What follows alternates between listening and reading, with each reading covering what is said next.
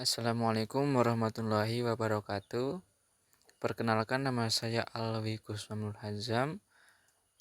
Jadi video kali ini untuk pemenuhan UTS dengan mata kuliah Teknologi dan Media Pembelajaran. Nah, pada materi kali ini akan membahas tentang mata pelajaran kaligrafi. Nah, pada kaligrafi itu mempunyai banyak materi, antara lain tentang pewarnaan, tentang penggambaran, tentang penulisan khot. Nah, pada materi kali ini akan membahas tentang salah satu materi kaligrafi, yaitu tentang penulisan khot. Nah, selanjutnya ada tujuan pembelajaran. Nah, tujuan pembelajaran yang pertama yaitu mampu memahami macam-macam khot kaligrafi serta perbedaannya. Yang kedua, mampu menerapkan dengan sempurna dari berbagai khot.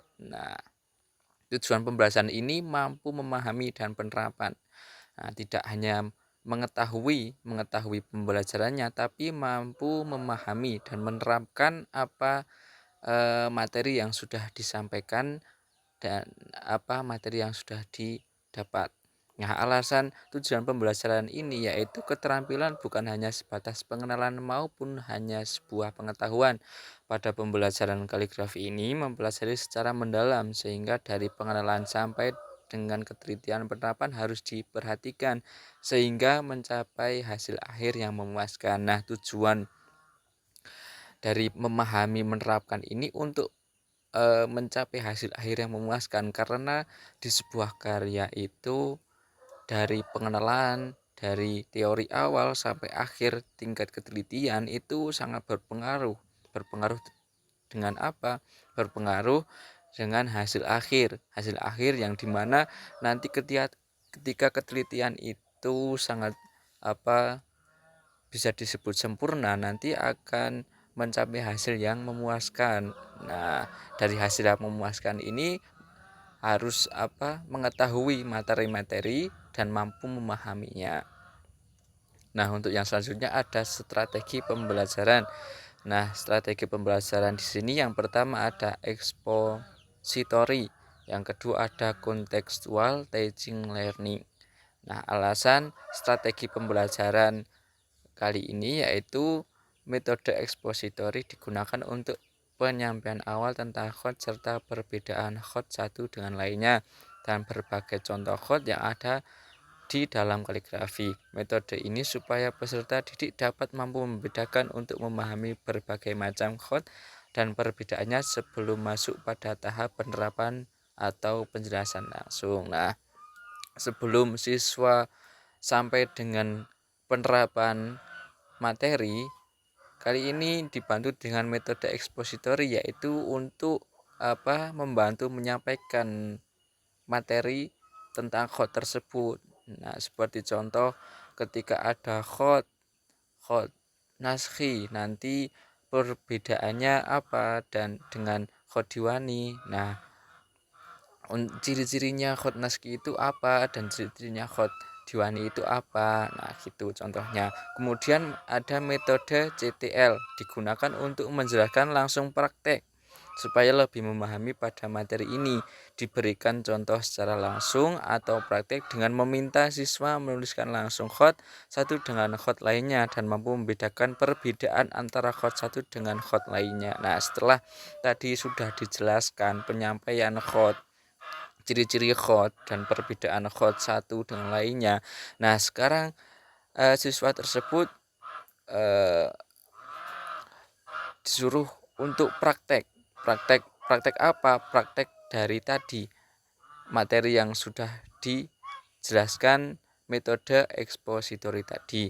Nah, pada praktek ini supaya siswa mampu memahami secara detail dan mampu membedakan perbedaan antara khot yang satu, contohnya khot tadi naskhi dan khot diwani, itu perbedaannya apa. Nah, ketika siswa praktek itu lebih bisa memahami secara detail dan mudah untuk diingat. Kemudian selanjutnya ada metode pembelajaran. Nah, metode pembelajaran di sini ada metode yang pertama, metode ceramah. yang kedua ada metode pengamatan, yang ketiga ada metode praktek. Nah, alasan pada metode 3 ini yaitu ceramah adalah proses dalam pemahaman, yaitu menyampaikan secara ekspositori, dan metode pemahaman dan praktek adalah proses pemahaman nyata, yaitu dengan mengaplikasikan langsung dari materi yang sudah dipahami dan memantapkan pemahaman secara pemahaman peserta didik dengan menggunakan strategi CTL. Nah, pada ceramah ini masih diberikan teori dan keterangan seperti contoh ini penjelasan dari khotnya itu apa ciri-cirinya, terus yang menjadi perbedaan khot satu dengan lainnya itu apa. Nah, setelah diberikan materi dengan metode ceramah itu, metode pengamatan dan praktik ini adalah metode pemahaman nyata. Ya, pemahaman nyata itu seperti praktek. Nah, ketika siswa sudah diberikan metode pembelajaran, selanjutnya diberikan waktu atau diberikan kesempatan untuk praktek. Nah, pada praktek tersebut bertujuan untuk lebih mudah memahami, dan memahaminya itu nanti akan lebih detail dan mudah untuk diingat. Nah, selanjutnya ada langkah-langkah pembelajaran. Nah, langkah-langkah pembelajaran kaligrafi ini yaitu guru memulai pembelajaran dengan berdoa sebelum belajar. Selanjutnya, guru menjelaskan materi-materi dengan bertahap. Dan setelah itu, guru dan peserta didik melakukan pengamatan dengan mengamati perbedaan antara materi satu dengan materi lainnya. Nah, jadi materi yang dijelaskan itu dengan bertahap, enggak sekali langsung banyak itu enggak. Jadi bertahap. Ketika penjelasan khot 1 itu sudah semua siswa sudah paham, terus baru dikasih materi yang lebih banyak, seperti khot yang lebih susah gimana gitu.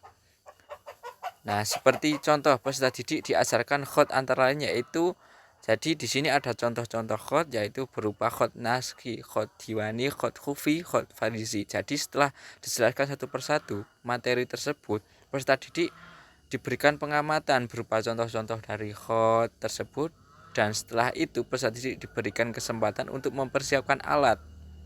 Ya, setelah diberikan materi atau diberikan teori, peserta didik diberikan kesempatan untuk mempersiapkan alat tersebut untuk media praktek yang nantinya akan mempraktekkan materi yang sudah dijelaskan. Dari materi yang didapat yaitu menuliskan contoh-contoh dari khot tersebut, kemudian dari pendidik mampu mengarahkan dalam praktek tersebut, karena untuk memantapkan dalam pemahaman peserta didik dan segi pemateri sampai segi penerapan. Dari proses pempraktekan tersebut akan mengetahui porsi pemahaman peserta didik secara detail dan dapat mengevaluasi dari hasil praktek tersebut untuk proses pengembangan dalam pembelajaran.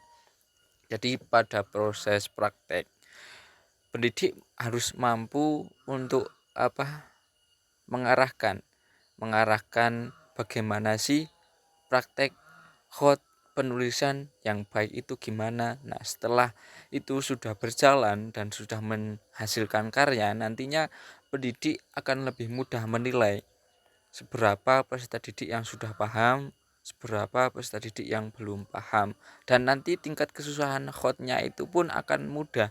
Oh, khot ini lebih mudah dipahami, khot ini susah untuk dipahami. Nah, dalam ketika sudah menghasilkan karya, nanti akan lebih mudah untuk mengevaluasi untuk pembelajaran yang akan berlangsung selanjutnya. Nah, mungkin sekian dari saya. Apabila ada kesalahan, mohon maaf yang sebesar-besarnya. Wassalamualaikum warahmatullahi wabarakatuh.